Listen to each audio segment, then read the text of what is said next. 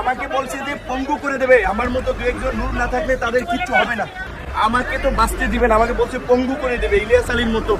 যদি আমি ওদের আমাকে বিশেষ করে আমি কেন নির্বাচনে গেলাম না, 12 কোটি টাকা আমার অফার দিয়েছে, স্বরাষ্ট্রমন্ত্রী বাসায় নিয়ে গেছে, তারপর আমি কেন নির্বাচনে গেলাম না, শেখ হাসিনাকে নিয়ে গালিগালাজ করি, বক্তব্য দেই সরকারকে নিয়ে, এই কারণে আমাকে যারা ছাত্রলীগপন্থী অফিসার তারা ইচ্ছা মতো ফুটবলের মতো, আমি একটা ফুটবল ডিবি কার্যালয়, আমি একটা ফুটবল ছিলাম, এইটুকু আপনাদেরকে বলি।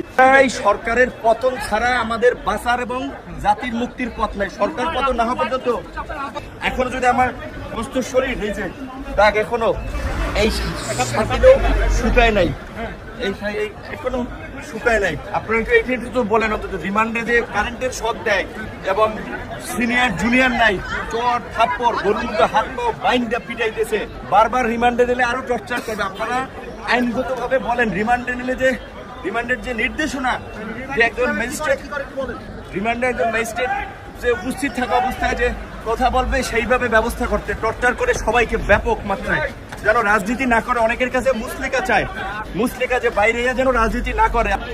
আমি শুধু এইটুকু বলি যে আমার শারীরিক পরীক্ষা করা দরকার, চিকিৎসা করা দরকার, আমার ইনজেকশন পুশ করছে,